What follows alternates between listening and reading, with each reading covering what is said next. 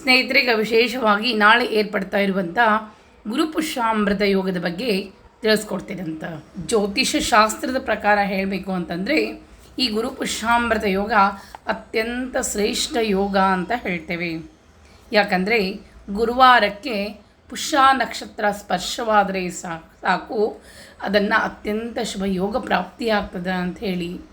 ನಾಳೆ ನಮಗೆ ಸೂರ್ಯೋದಯಕ್ಕೆ ಪುನರ್ವಸು ನಕ್ಷತ್ರ ಇದ್ದರೂ ಸಹ ನಂತರ ಪುಷ್ಯ ನಕ್ಷತ್ರ ಪ್ರಾಪ್ತಿಯಾಗಲಿಕ್ಕತ್ತದೆ. ಗುರುಗ್ರಹವನ್ನು ನಾವು ಅತ್ಯಂತ ಶ್ರೇಷ್ಠ ಗ್ರಹ ಅಂತ ಹೇಳ್ತೀವಿ. ಈ ಪುಷ್ಯ ನಕ್ಷತ್ರಕ್ಕೆ ಸಂಪತ್ತನ್ನು ತಂದು ಕೊಡುವಂಥದ್ದು ಅಂತ ಹೇಳಿ, ಅದಕ್ಕಾಗಿ ಈ ಪುಷ್ಯ ನಕ್ಷತ್ರವನ್ನು ಸಾಮಾನ್ಯವಾಗಿ ಲಕ್ಷ್ಮೀ ನಕ್ಷತ್ರ ಅಂತ ಹೇಳ್ತಾರೆ.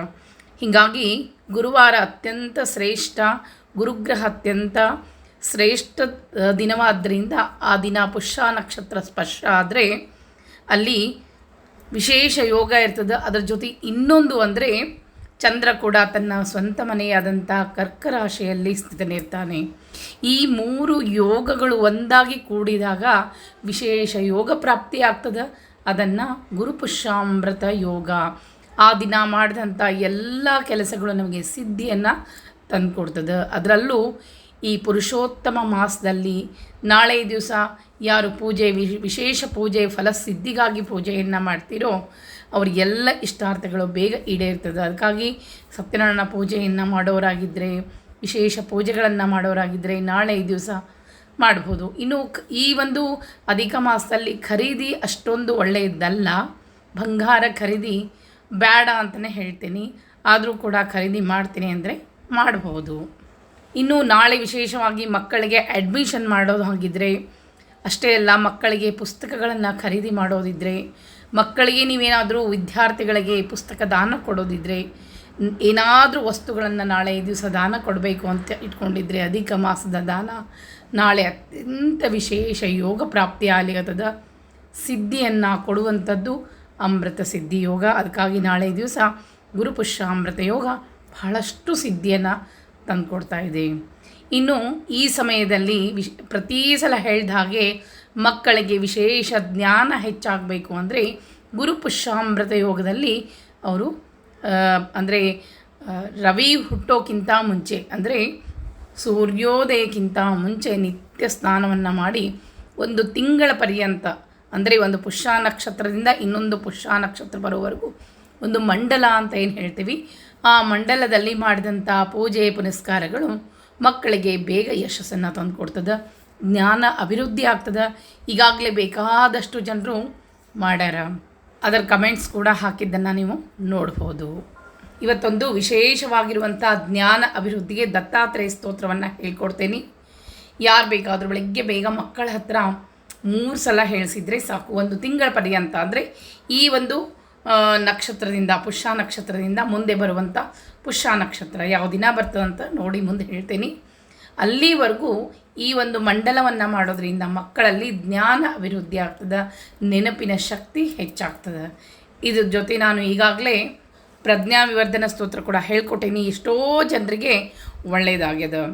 ಇದನ್ನು ನೀವು ಈ ಒಂದು ಸಮಯದಲ್ಲೂ ಕೂಡ ಮಾಡ್ಬೋದು. ಇನ್ನು ಒಂದು ತಿಂಗಳ ಪರ್ಯಂತ ಗುರುಗಳ ಆರಾಧನೆಯನ್ನು ಮಾಡೋದ್ರಿಂದ ಕೆಲವರಿಗೆ ಬಹಳಷ್ಟು ಬಡತನ, ದಾರಿದ್ರ್ಯ, ಕಷ್ಟ ಇರ್ತದೆ. ಕಷ್ಟಹರ ಸ್ತೋತ್ರ ಕೂಡ ನಾನು ಹೇಳ್ಕೊಟ್ಟೀನಿ. ಈಗೂ ಕೂಡ ನಾನು ನಿಮಗೆ ಹೇಳ್ಕೊಡ್ತೀನಿ.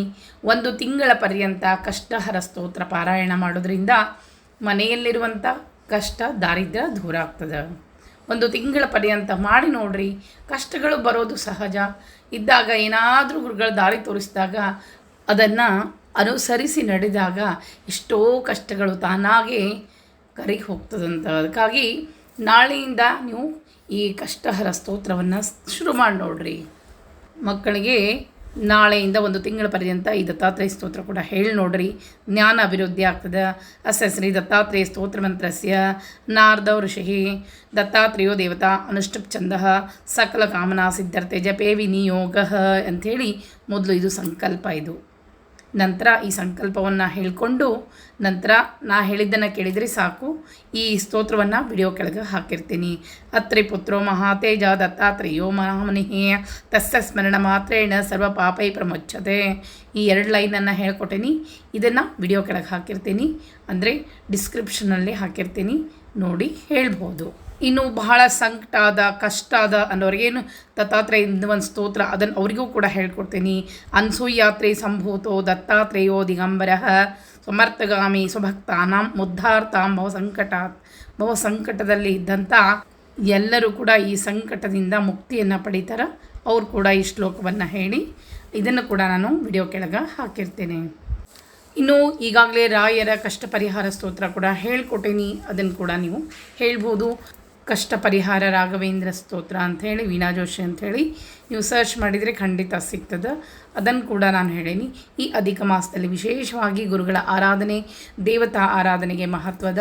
ಈ ನಾಳೆ ಖರೀದಿಗೆ ನಾನು ಅಷ್ಟೊಂದು ಒತ್ತನ್ನು ಕೊಡುವುದಿಲ್ಲ, ಯಾಕಂದರೆ ಈ ಅಧಿಕ ಮಾಸದಲ್ಲಿ ಖರೀದಿ ಮಾಡೋದಕ್ಕಿಂತ ನೀವು ಖರೀದಿ ಮಾಡೋದೇ ಆಗಿದ್ದರೆ, ದಾನ ಮಾಡಲಿಕ್ಕೆ ಖರೀದಿ ಮಾಡೋದಾಗಿದ್ದರೆ ಖಂಡಿತವಾಗಿಯೂ ನಾಳೆ ಒಳ್ಳೆಯ ಸಮಯದಲ್ಲಿ ಖರೀದಿ ಮಾಡ್ಬೋದು. ಅಕಸ್ಮಾತ್ ನೀವು ಸ್ವಂತಕ್ಕಾಗಿದ್ದರೆ ಈ ಸಮಯದಲ್ಲಿ ಖರೀದಿ ಅಷ್ಟೊಂದು ಒಳ್ಳೆಯದಲ್ಲ ಅಂತಲೇ ಹೇಳ್ತೇನೆ. ಇನ್ನು ಈ ಸಮಯದಲ್ಲಿ ದಾನ ಧರ್ಮಕ್ಕೆ ಬಹಳಷ್ಟು ಮಹತ್ವದ ಈ ಅಧಿಕ ಮಾಸದಲ್ಲಿ ಅದರಲ್ಲೂ ಈಗ ಒಂದು ವಿಶೇಷ ಸಿದ್ಧಿ ಯೋಗ ನಮಗೆ ಪ್ರಾಪ್ತಿಯಾಗ್ತಾ ಇದ್ದಾಗ ದಾನ ಧರ್ಮ ಪೂಜೆ ಪುನಸ್ಕಾರಗಳು ಏನೇ ವಿಶೇಷತೆಯನ್ನು ಮಾಡ್ತೀರಿ ಅವು ಅಮೃತದಷ್ಟೇ ಫಲವನ್ನು ತಂದುಕೊಡ್ತದೆ. ನಾಳೆ ದಿವಸ ವಿಶೇಷ ಯೋಗ ಪ್ರಾಪ್ತಿಯಾಗಲಿರ್ತದೆ. ಮಕ್ಕಳಿಗೆ 1 ತಿಂಗಳ ಪರ್ಯಂತ ಈ ರಾಯರ ಆರಾಧನೆ ಆಗಿರ್ಬೋದು, ದತ್ತಾತ್ರೇಯರ ಆರಾಧನೆ ಆಗಿರ್ಬೋದು, ಈಗಾಗಲೇ ಜ್ಞಾನಪ್ರದವಾಗಿರುವಂಥ ಪ್ರಜ್ಞಾವರ್ಧನ ಸ್ತೋತ್ರ ಕೂಡ ನಾನು ಹೇಳ್ಕೊಟ್ಟೇನಿ ಮಕ್ಕಳಿಗೆ, ಅದನ್ನು ಕೂಡ ಮಾಡ್ಬೋದು. ಈ ರೀತಿ ನಾಳೆ ದಿವಸ ವಿಶೇಷವಾಗಿ ಈ ಗುರುಪುಷಾಮೃತ ಯೋಗ ಪ್ರಾಪ್ತಿಯಾಗಲಿರ್ತದ. ದೇವರು ಧರ್ಮ ಆರಾಧನೆಯನ್ನು ಮಾಡಿರಿ, ಹೆಚ್ಚಿನ ಫಲವನ್ನು ಪಡೀರಿ ಅಂತ ಹೇಳ್ತಾ ಮತ್ತೆ ಮುಂದಿನ ವಿಡಿಯೋದಲ್ಲಿ ಸಿಗ್ತೀನಿ. ನಮಸ್ಕಾರ.